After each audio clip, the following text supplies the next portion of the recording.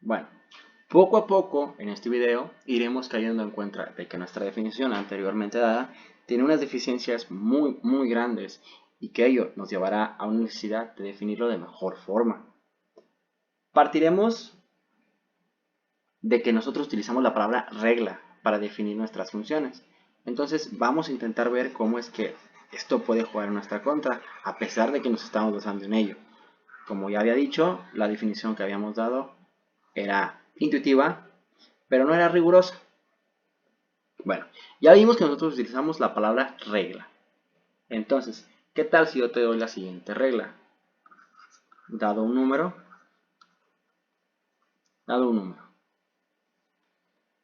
multiplícalo por 2,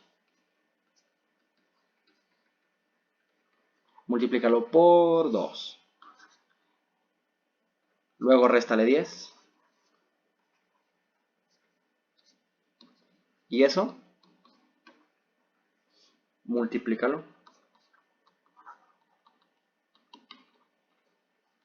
por 2. Bueno, esta va a ser nuestra regla número 1. Ahora tengamos otra regla. Yo te digo, dado un número,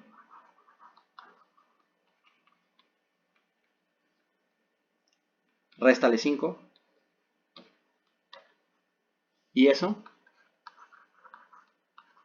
multiplícalo por 4. Esta va a ser nuestra regla número 2. Ahora, lo que vamos a hacer, y te invito a que lo hagas, para que veas nuestro propósito, es darle valores a esta regla con el 1, con el 2, y te vas a dar cuenta que para todo valor que se te ocurra, el resultado siempre va a ser el mismo. Entonces, hagamos algunos pocos ejemplos. Como digo, te invito a que tú hagas un experimento más extenso. Como quiera, después veremos por qué significa que son la misma regla. Pero bueno. Hagamos, vamos a anotarlo así, con la regla 1 y con la regla 2. Vamos a poner en el dominio y en el contradominio. Dominio y contradominio. No se nos dijo el dominio, vamos a tomar todos los números. Entonces, tenemos primero el número. Entonces, el número 1 lo vamos a multiplicar, vamos a escribirlo acá. Vamos a multiplicar el 1 por 2.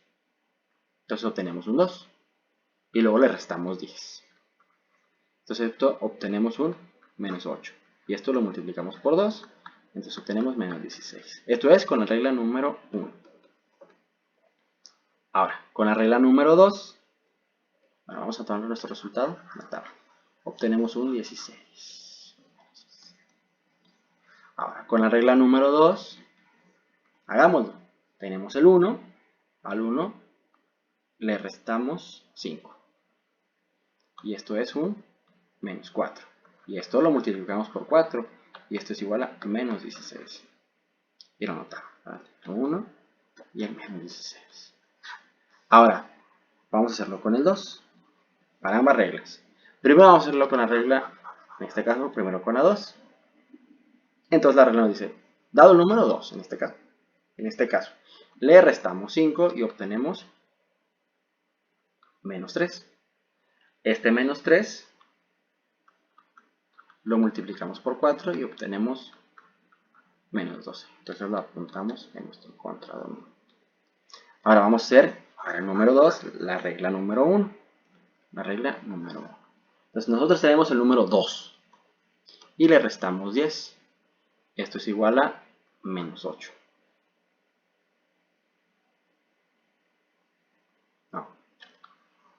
No estamos siguiendo bien la regla número 1. Tenemos el número 2. Lo multiplicamos por 2 y obtenemos el 4. Entonces al número 4, según la regla número 1, le restamos 10. Y esto es un menos 6. Entonces, según la regla número 1, este menos 6 lo multiplicamos por 2 y obtenemos un menos 12. Este resultado lo apuntamos en la regla número 1.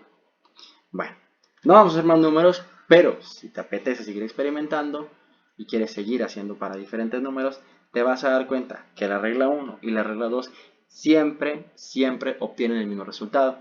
Entonces, En este caso se nos plantea un problema.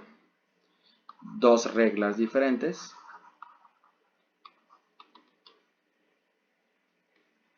dan el mismo resultado. Si bien esto es común en la vida diaria, es malo en matemáticas. ¿Por qué? Porque nosotros no queremos trabajar con ambigüedades y queremos que si tenemos una función, esta función sea expresada solamente de una forma. En este caso tenemos dos formas y de hecho podríamos concebir alguna otra. Quizá tú puedas construirla, pero bueno. Esto nos plantea un problema, como ya dijimos, y es el hecho de la palabra regla. Mas, sin embargo, se puede argumentar que en nuestra definición también utilizamos la palabra correspondencia. Así, de buenas a primeras, se puede pensar que la palabra correspondencia está blindada contra la opresión anterior notada, pero digamos, ¿qué significa correspondencia? Bueno, correspondencia, en pocas palabras, para nuestros fines va a significar corresponder. Es decir, como ya hemos visto, a un conjunto le corresponde otro. ¿Partiendo de qué? ¿De qué partimos? ¿Qué utilizamos? Para saber a quién le toca a quién. No lo hacemos de forma aleatoria. ¿Qué utilizamos para dar esta correspondencia? Bueno, yo diría que utilizamos una regla. Pero ya vimos que la palabra regla está mal. ¿Por qué? Ya vimos que dos reglas diferentes nos pueden dar siempre el mismo resultado. Y eso, como ya dije, es algo no deseado en matemáticas. Entonces, oye, no tenemos una definición buena. No, no la tenemos. La definición dada anteriormente es mala. La definición que teníamos es mala. Es deficiente, es carente de formalidad. Entonces, este problema sí tiene solución, pero se resuelve de una forma que quizá no se tenga la costumbre en la vida diaria, y es hacernos una pregunta. ¿Qué necesitamos saber de una función para saber todo sobre ella? ¿Qué necesitamos?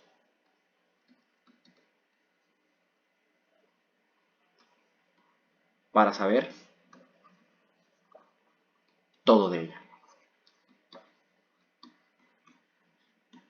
Quizá aquí pueden venir muchas ideas a la cabeza, quizá puede argumentarse mucho, pero resulta que los matemáticos han determinado que lo que se necesita saber es su valor, es decir, necesitamos saber f de x, en este caso, ¿verdad?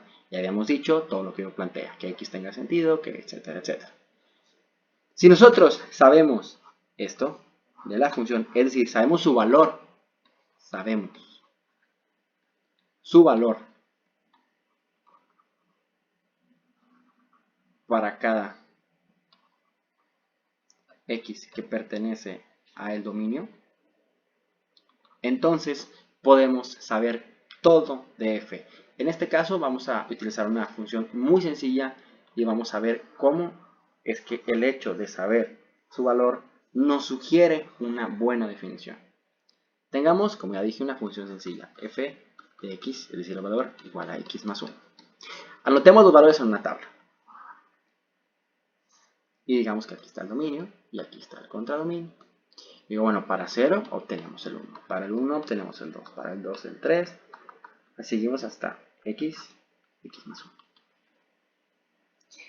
Entonces, yo te pregunto, bueno,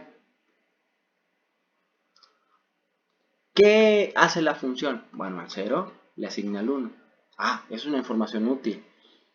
Al 1 le asigna el 2, al 2 le asigna el 3. Entonces, ¿qué es lo que hace la función? Bueno, la función a un número le asigna otro. ¿Y qué número le asigna al otro? Bueno, lo que hace la función es que partiendo de f, se nos da por f de x, ya sabemos que denota su valor. Y lo que hacen los matemáticos es decir, bueno, entonces yo puedo tener pares ordenados x, f de x. Nótese que no estamos hablando de gráficas, estamos hablando solamente de pares ordenados. Mira, x, f de x es algo útil que yo sé de la función. Entonces podemos sospechar, podemos decir otra forma de definir una función, y es que una función es de esta forma, x, f de x, un par ordenado. ¿Qué pasa? Nosotros estamos explicando, pero la definición es esa, pares ordenados. Ya veremos en nuestro siguiente episodio que daremos la definición formal, un poquito más explicada, un poquito más larga, pero esta es simplemente la intuición para intentar llevarla. Sí, uno puede pensar que es una definición un tanto rara, un tanto abstracta, pero ya veremos que de aquí podemos sacar gráficas, podemos sacar muchos teoremas, podemos sacar mucha información que nos será útil. Y que si nosotros definiésemos la función como una regla o como una correspondencia, no tendríamos, estaría mal. Sería todo por este video.